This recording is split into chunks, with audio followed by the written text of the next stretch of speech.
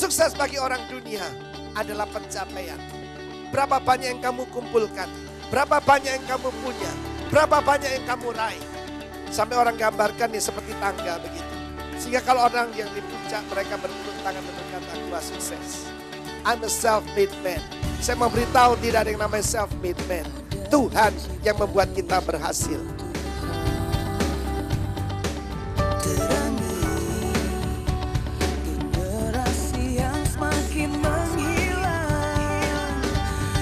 Satu kebenaran yang saudara mesti tahu begini. Tuhan itu memberkati umatnya itu di masa yang sukar. Justru sukar timbul kreativitas. Tekanan memberikan kreativitas. Seperti bintang di langit yang gelap. Firman Tuhan berkata, Immanuel, the Lord was with Joseph. Yang membuat kita berbeda dengan orang lain, kan ada hadirat Tuhan dalam hidup kita.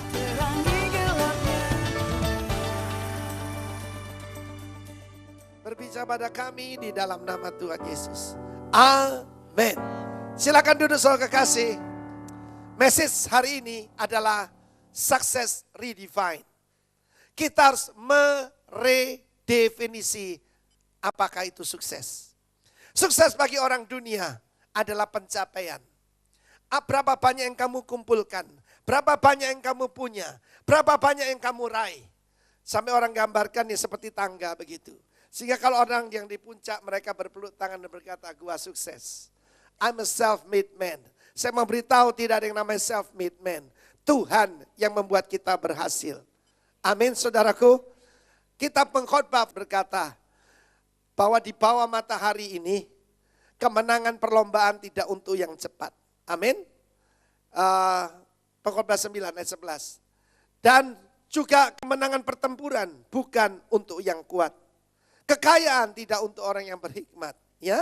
Dan roti ataupun kekayaan bukan untuk berhikmat, kekayaan bukan untuk yang cerdas, karunia bukan untuk yang cerdik cendekia. Tetapi karena waktu dan nasib dialami mereka semua. Perhatikan ayat 11. But time and chance happen to them all. Time, chance, and happen. 3 hal, saudaraku. Orang sukses karena ketemu dengan orang yang tepat. Ketemu, saudaraku, di waktu yang tepat. Saudaraku, the right time, right place, right man. Saudara, siapa yang bisa mengatur itu? Tuhan.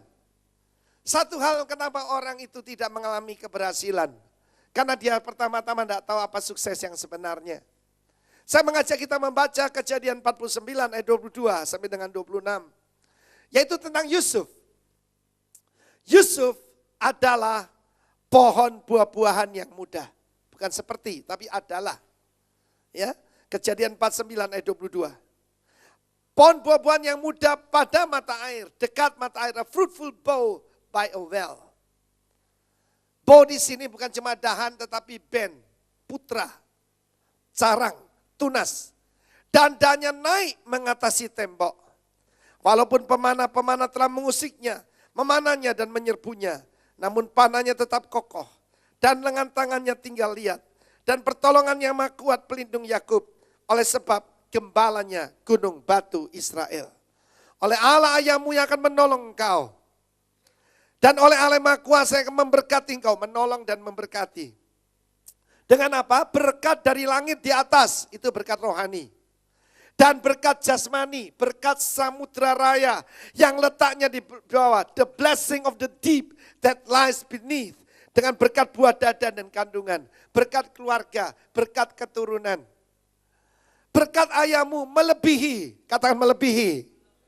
Melebihi berkat gunung-gunung sejak dahulu. Yakni yang paling sedap di bukit-bukit yang berabad-abad. Semuanya akan turun ke atas kepala Yosef. Amin. Kalau Yusuf Arab, saudara Yosef. Amin, Israel.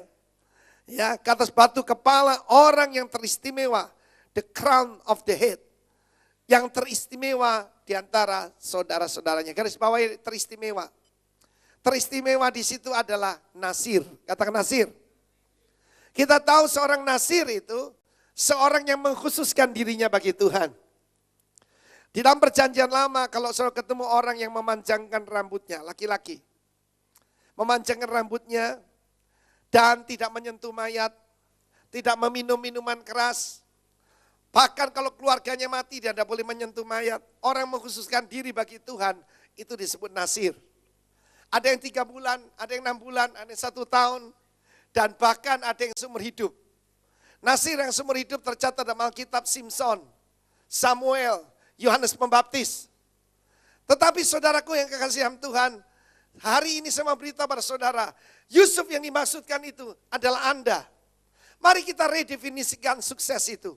Kita baca kitab Kejadian 39 ayat kedua. Saudara, kitab Kejadian 39 ayat 2. The Lord was with Joseph. And he was a successful man. And he was in the house of his master, the Egyptian. Saudara, kelihatannya dunia terbalik. Masa orang Mesir menjadi bos daripada orang Israel. But it happened. Secara apapun Yusuf bukan orang yang sukses pada saat itu. Saudara tahu bahwa dia adalah anak yang dikasih oleh orang tuanya. Dia diberi jubah yang maha indah. Jubah yang maha indah itu saya mempelajari, itu jubah panjang. Menutupi tangan, menutupi sampai tumit. Dan orang yang pakai jubah semacam itu cuma pangeran. Orang yang memakai jubah itu adalah pemimpin. Kalau istilah sekarang bukan blue collar, pekerja, tapi white collar. Lebih daripada white collar. Tidak ada tukang batu pakai jas. Kecuali kelulusan rumah sakit jiwa Menur. Ya kan? Tidak mungkin ada tukang batu pakai jas.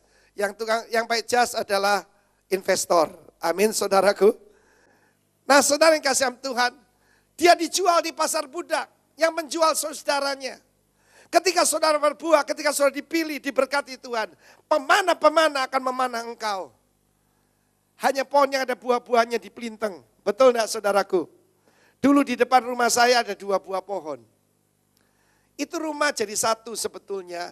Yang satu cuma yaitu sebuah pavilion dari rumah yang besar. Rumah besar ini saya masih ingat milik seorang hakim. Seorang yang sangat intelek. Seorang hakim yang baik, terhormat. Ada pohon mangganya. Sampingnya itu yang punya pavilion kecil itu seorang pengangguran. Nah, hakim ini tidak pernah ngurusi pohon mangga, saudara. Jadi pohon mangganya dibiarkan gitu aja. Tapi yang pengangguran tidak ada kerjaan lain, dia cuma ngurusin pohon mangganya. Ya, pohon mangganya dirawat baik-baik, tidak ada benalu di sana, daunnya dipotongi, buahnya dilindungi, saudaraku. Kira-kira yang jendelanya hancur semua yang mana? Pohon yang banyak buahnya itu tadi. Yang nembak saya, saudaraku, dan teman-teman saya. Nah firman Allah mengatakan, Yusuf dijual di pasar budak, dan Potifar adalah bos daripada Yusuf. Tetapi tidak dikatakan Potifar was a successful man. Disebutkan Joseph was a successful man. Tadi ketika kita menyerahkan anak di menorah, ada 2 anak laki-laki, 3-nya laki-laki semua. Nama tengahnya itu Christopher. Christopher artinya Christ bearer, pembawa Kristus. Wow, nama yang bagus ya. Christopher, pembawa Kristus. Saudaraku, itulah yang terjadi dalam kehidupan daripada Yosef. Firman Tuhan berkata, Immanuel, the Lord was with Joseph. Yang membuat kita berbeda dengan orang lain, karena ada hadirat Tuhan dalam hidup kita. Apa yang membuat Shirley berbeda dengan yang lain? Dia paling muda, dosen paling muda, Kristen lagi, ya. Secara apapun dia mengalami kesulitan. Tetapi heran, begitu ketemu dengan Shirley, aduh seperti ketemu anak sendiri. Bahkan menyediakan diri jadi mentor. Luar biasa enggak saudaraku, pintu dibuka lebar-lebar. Saya mau beritahu saudaraku, Tuhan akan melakukan itu buat saudara. Perhatikan, saya mau terangkan dulu. He was a successful man. Perkataan sukses di sini adalah calah. Apakah calah itu? Calah itu artinya makmur. Bukan cuma makmur, dibuat makmur. Bukan cuma prosper, prosperous. Bukan makmur, penuh kemakmuran. Come mightily, datang dengan mantap, dengan kuat. Advance, maju, make progress, dibuat maju. Cause to prosper, to show or experience prosperity. Dibuat sukses. Siapa yang membuat sukses? Jehovah. Yang membuat sukses adalah Tuhan. Amin. Loh saudara, dodol kacang, bisa bikin pabrik, enggak punya modal. Saudaraku, saya mau beritahu saudara, Tuhan yang membuat sukses. Jangan ada di sini yang menepuk dada berkata, I'm a self-made man. Tuhan benci pada orang sombong. Jangan berkata pada istrimu, saya pernah alami.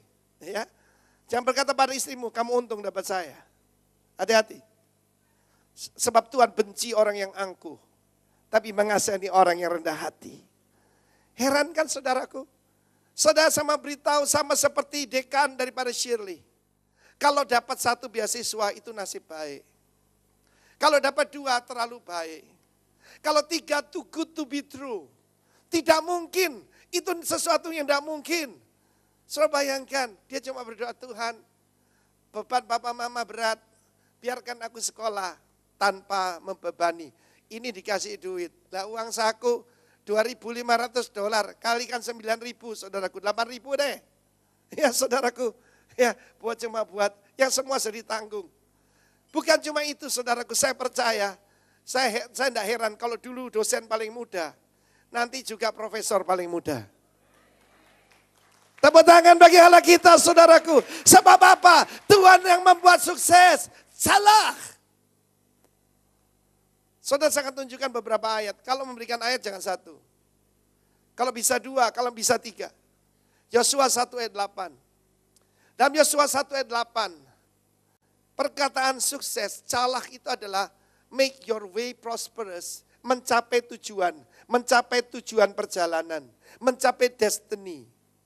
Dengan demikian perjalanan berhasil dan engkau akan berhasil. Perjalanan berhasil engkau akan beruntung. Saudara, berhasil dan beruntung ini itu salah dan sakal. Sakal itu bertindak dengan bijaksana.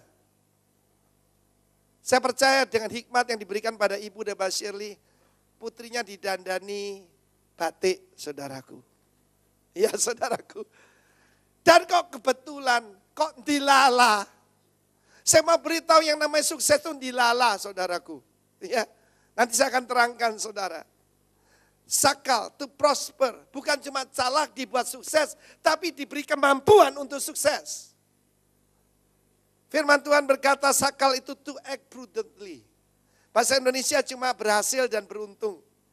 Makmur, beruntung. Luar biasa, itu rencana Allah. Nah mari sekarang kita pelajari lagi tadi, kembali pada Khotbah 9 ayat 11.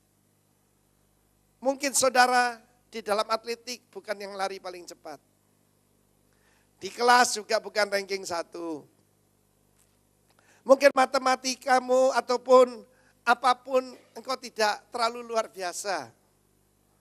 Sebab saudaraku kekayaan tidak untuk orang. Roti tidak untuk orang yang berhikmat. Dan kekayaan tidak untuk orang yang cerdik cendikia. Mungkin kita biasa-biasa saja. Tapi kalau Tuhan menyertai kita, kita bisa berkata, the Lord was with Timotheus. And Timotheus was a successful man. Saudara bangkit berdiri. Saudara tahu yang di luar ini, mereka niru-niru. Kami sukses, kami berhasil. Tanpa Tuhan, bocai. Tidak ada salah, tidak ada yang membuatnya berhasil. Yang bisa membuat berhasil adalah Tuhan Allah kita. Di dalam Yesus Kristus, tepuk tangan bagi Allah kita. Menarik sekali apa yang dikatakan Shirley tadi. Semua dosen yang Kristen, semua lulusan luar negeri. Dan beasiswa. Diam sebentar. Tuhan sedang buat satu display di negara kita.